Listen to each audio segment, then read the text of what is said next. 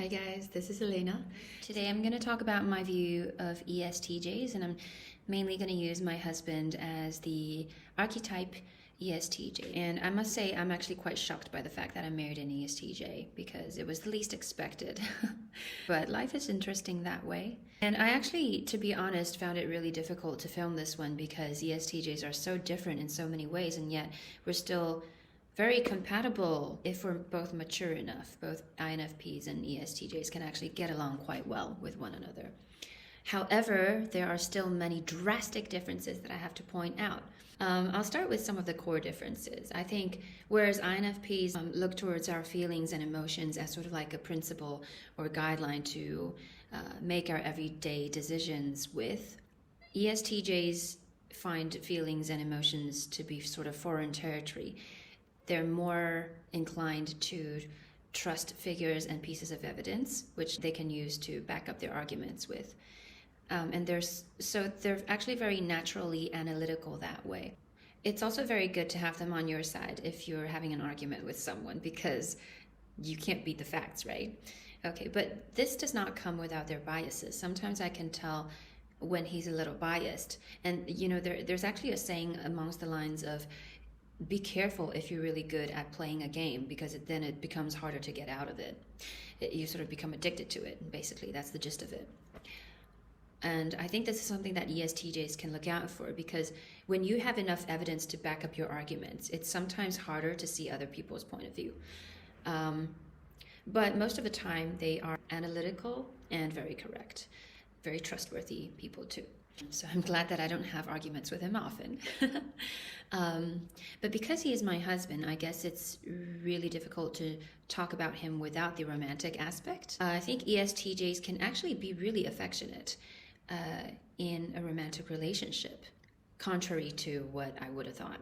I guess I should expand my imagination/scope. But whereas us INFPs are affectionate with almost everything, except our alone time. Wait, actually we do. We do actually give our alone time up a little bit sometimes, but we still need to withdraw it sometimes. Surprisingly, ESTJs are actually happy to share his time whenever he's free with me.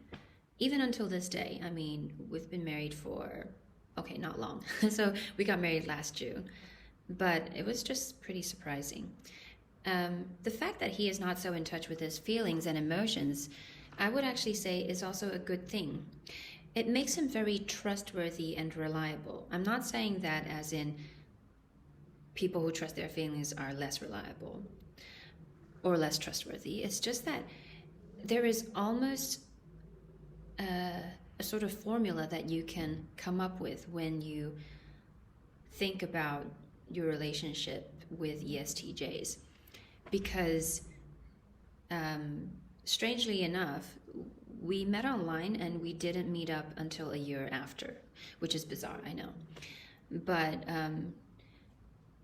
it's almost as if he wanted to do a thorough analysis of me. I know that sounds really scary, but he's doing it in a very lighthearted way. So we were having conversation back and forth about the economy, politics, very serious stuff, actually, looking back, and there was nothing romantic whatsoever going on during that exchange for the year that we haven't met up in. But I got to know a lot about what he was thinking of, and there's a reason why they're called the directors or the executives. Oftentimes when I go out with him, he'd be thinking about the costs of things, the costs of a business, the revenues of a business, the business model, and that's for like almost everything that we come across. So for example, if we go to a theme park, he's going to be like, oh, so what is the business model of this theme park? Who's the targeted customers? And how does this whole thing work?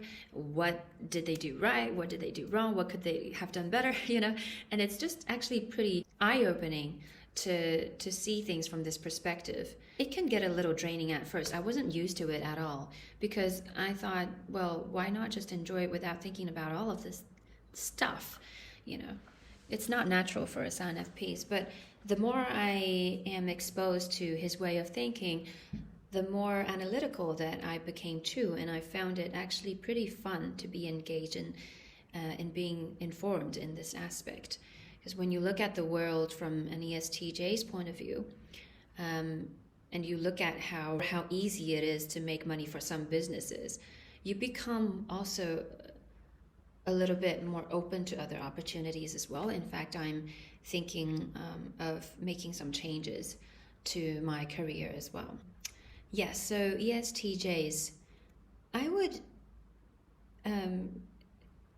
I was actually pretty surprised to find that he is very affectionate in relationships as well.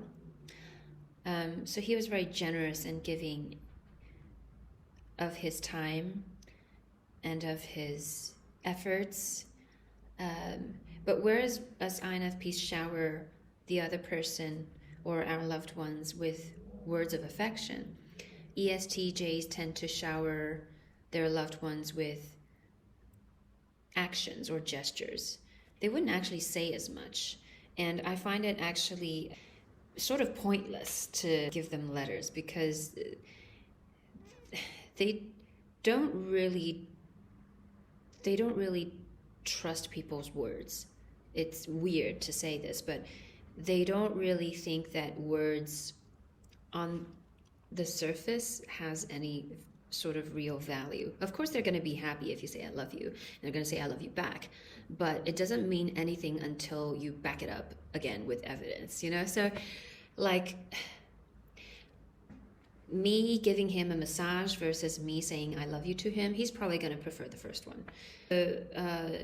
Actually, I find that pattern underlying all his actions actually quite comforting in a relationship, because if I know that he is evidence seeking, and if I know that he needs to know someone thoroughly in order to approach that person, then that is sort of like a good foundation, I think, for marriage.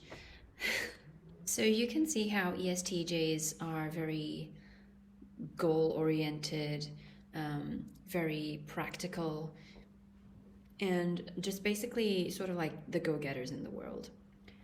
They might not necessarily be in an executive position in a company, but you can trust them to be very reliable in terms of fulfilling their role, be it in a family or in a company. Very reliable people. That's the word that keeps coming up whenever I think of him. So yeah, good marriage material. So count yourselves lucky if you are married to an ESTJ, I suppose. So I think it's all about efficiency for them. If they are on good terms with you as a friend, you should also be happy, because that means they see some value in you. It sounds very cruel, but it's almost like if he keeps you around, then you're obviously of some use to him. And that use could be emotional, like they find that he or she is happy to be around you. I would say they have pretty high standards, so it's actually a compliment in itself to have him as your friend or a loved one. So efficiency oriented as well. You would see that coming up in the way he does things in the house or in his habits, you know. So for example, he's the first person who I came across who always watched YouTube videos in twice the speed or more. Actually, he normally goes up to 3 times. He actually found a plugin that he could add to Chrome to make all the YouTube videos, not just YouTube videos, but to make all videos and the adverts go up to 16 times faster. That was just mind-blowing. I was like, oh, I didn't know that you can make these ads go 16 times faster. So he comes up with like all sorts of accesses to these fun little gadgets. And you just see how efficient life can be when he's around. So I'm like a typical INFP. I don't like the house chores that involves cleaning much, although I still do them. I'm pretty sure you guys can all relate, right? I'm not the only one. So I think I like creative chores like cooking. I love cooking and baking, or like decorating the house. I don't mind doing the laundry and folding. It's just very soothing. You become very present in the moment when you do these things.